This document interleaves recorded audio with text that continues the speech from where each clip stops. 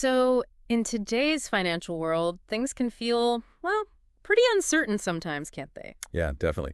There's a real search for reliable ways to do business, to build trust. Exactly. And what if that trust didn't have to rely on big institutions? What if it could be built into the systems themselves? Hmm.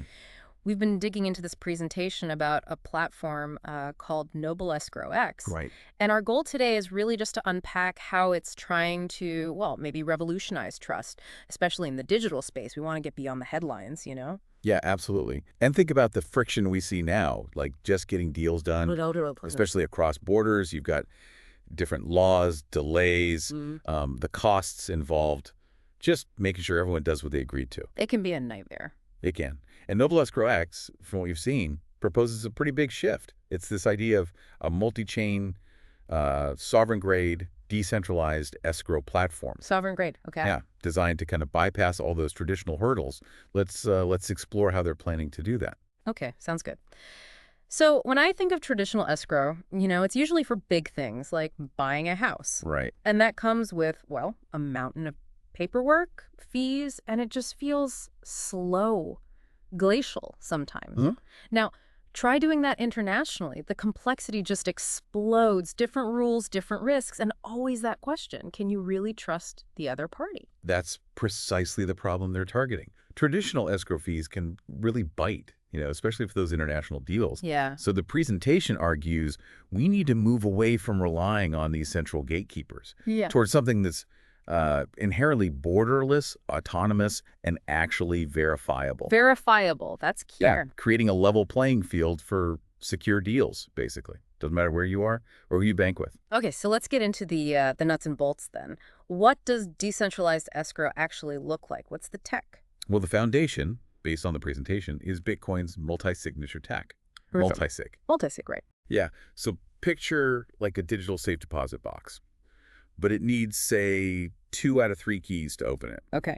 In the NobleEscrowX setup, you might have the buyer with 1 key, the seller with another, and maybe a neutral third party, a mediator with a third, just in case of disputes. Gotcha. So no single person can just run off with the funds. Exactly. The funds are locked in that multi-sig wallet. Mm-hmm. No single entity, no bank, no platform itself has unilateral control. It's really, like they say in the presentation, just code, consensus, and cryptographic certainty.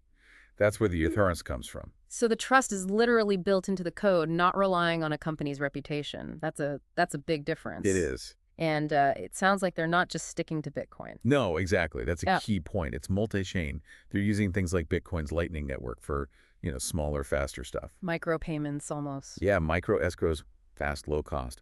But then for more complex deals, they integrate with Ethereum smart contracts. Ah, okay. So you can program conditions. Precisely. The funds only get released when specific conditions written right into the contract code are automatically met. And maybe the most interesting part for global stuff is their cross-chain bridges, HTLCs. Okay, how does that work? Imagine you, as the buyer, put Bitcoin into escrow. But the seller, maybe they want USDC on a totally different blockchain. Right. These bridges can make that happen automatically once the deal conditions are met. It's like programmable trust without boundaries, as they put it. Programmable trust. I like that. It really captures the potential. But okay, what if things go wrong? I mean, escrow is often needed because there's a potential for disputes. Good question. If there's no traditional middleman, how do you resolve disagreements? Right. So this is where their AI comes in. Solomon. It's described as an integrated AI arbiter. An AI arbiter. Wow. Yeah. And what's interesting is how they say it's trained. It's not just some general AI. It's been fed, apparently, a huge amount of data. Global commercial law, UCC code, blockchain contract theory, even ethical frameworks. Well, it understands legal context. That's the idea. It analyzes the dispute, which can be presented in just plain language, understands the contract logic, and then it aims to deliver a ruling. And that ruling is? Meant to be fair, transparent, and really importantly, auditable on the blockchain. You can see the reasoning trail. Okay, an AI judge. That's quite something.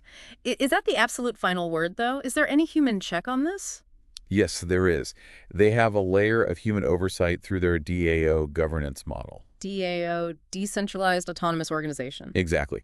So while Solomon might give the initial ruling, The people who hold the platform's governance token can actually vote on those rulings. Ah, okay, community oversight. Right. And they also vote on things like platform upgrades, admitting new nodes to the network. It adds that layer of community accountability and lets the system evolve. It makes sense. Okay, so we have the core escrow tech, we have dispute resolution. But how easy is it for like a regular person to actually use this? Is it super technical? They seem to emphasize usability. The presentation mentioned several ways to access it. Things like biometric login, using your face or fingerprint. Oh, okay. Like a phone. Yeah, familiar stuff. Plus integrations with common crypto wallets like Ledger or mobile wallets, so you can sign off on things from devices you already use, even offline apparently in some cases. Offline signing. Interesting. And they even mentioned something called tap-to-sign NFC cards. Like you could physically tap a card on a terminal to finalize a really important escrow, a mix of digital and physical. That's a neat blend. Now, you mentioned nodes earlier, and the presentation talked about mining. How does mining connect to an escrow platform? Seems a bit unusual. Yeah, it seems to be a way to get people involved and maybe lower costs. They have this built-in mining dashboard. Okay. Node operators can track their mining, run simulations, contribute their computer's processing power, their hash power, to the network. And what do they get for that? Well, the rewards apparently help subsidize the escrow fees for everyone. Plus, the miners earn governance tokens giving them a say in things, and they get ranked on this public sovereign leaderboard. Ah, the gamification too. Seems like it. They even have this overdrive mode if you contribute a lot of hash power, unlocking special badges and NFT achievements. NFTs again. So they're not just for bragging rights, are they? What role do NFTs play in the actual escrow process? Right, here they function as proof of contract. Think of them as like super secure digital certificates of trust. Okay. When an escrow deal finishes successfully, the system mints a unique NFT. Mints creates it. Yeah, creates it. It's signed cryptographically, notarized by the system, has a QR code for verification, includes a PDF of the contract, and it's stored permanently on Arweave. Arweave for permanent storage, got it. The big deal is that this NFT serves as solid proof the transaction happened and was completed according to the terms. Proof you can use on the blockchain or potentially off-chain in traditional legal systems or across different kinds of jurisdictions. So much more than just a digital receipt. It's like a portable, verifiable legal record that's potentially very powerful. It ties right into their concept of a syntactical trust engine. Syntactical trust engine. Okay, break that down. It's about layering legal frameworks onto the escrow. So you can apparently wrap your escrow agreement in different legal skins or wrappers. Like what kind of wrappers? They mention things like a sovereign trust or a private temple jurisdiction, even a DAO-compliant trust shell. Interesting names. It suggests a lot of flexibility.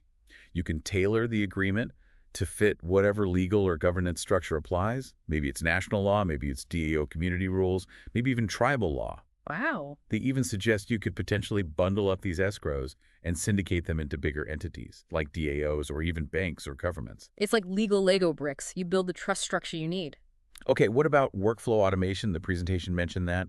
And node operators. How does that simplify things? Yeah, they use something called NAN. It's a visual tool for automating workflows. Visual, so no coding needed. Exactly. That's the key benefit. Users, especially those running these syndicate nodes, can design and automate parts of the contract process without writing code. Like sending notifications. Yeah, or triggering actions when something happens, managing token minting related to the deal, escalating disputes automatically, even allocating funds in a DAO treasury. So it makes complex contract management more accessible. Pretty much. Node operators can create templates for their DAOs, share them, control versions.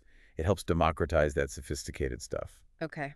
And what about security if the internet goes down? Or in really remote places? You mentioned satellites earlier. Right. They have this satellite broadcast mode using Blockstream's network. Blockstream. The main thing is it lets them broadcast these escrow hash commitments, like a fingerprint of the agreement, even without internet. Ah, so it adds resilience. Exactly. Crucial for remote areas or situations where the internet might be unreliable or compromised. That's genuinely innovative for this space. And then Genesis scrolls. That sounded almost mythical. Yeah, it does sound a bit grand. But it seems to be about adding extra weight and permanence to really important contracts. How so? Well, they're stored permanently on the blockchain, first off. But they also create a physical version, like a fancy leather-bound copy of the agreement. A physical artifact. Yeah. And they mint an NFT for it, too, capturing all the metadata, timestamps, signatures, unique identifiers. It's about giving certain agreements this sense of history, physical presence, and absolute verifiable authenticity beyond just the digital. Interesting. Okay, last piece then. Governance. How does the whole NobleEscrowX ecosystem steer itself long term? So as we touched on, it's mainly through the holders of their governance token, the Yeah. NNSC token. Right, they vote. They propose changes, vote on them, implement upgrades, standard DAO stuff mostly. But they also mentioned a node syndicate council. And that is. It seems like a more direct way for the people actually running the nodes, the infrastructure, to have a say. By staking their tokens and using their operational role, they can influence the platform's future. Okay, so we've covered a lot of ground there, really dug into this NobleEscrowX presentation. If you had to boil it down, what's the core message? Well, at its heart, NobleEscrowX seems to be positioning itself as this fundamental move towards what they call sovereign trust. It's not just a platform. It's pitched as this living protocol, a whole tech stack that weaves together law, logic, and liberty, essentially. Law, logic, and liberty. Okay, and who stands to benefit most from something like this? The presentation points to a pretty wide range. You've got freelancers doing remote work, traders swapping assets, the node operators keeping it running, DAOs managing their funds. It's quite diverse. Yeah, the big promise is empowering all of them to create secure and settle digital agreements in a way that's private, permanent, programmable, and ultimately sovereign, independent of the old middlemen. Right. So, as we wrap up this deep dive, it leaves you thinking, doesn't it? Right. What are the real implications if trust becomes truly decentralized, legally adaptable like this? What new ways of doing business, collaborating, maybe even governing, could open up for you, personally or professionally, when secure, verifiable deals don't need those traditional gatekeepers anymore? It's definitely something to chew on.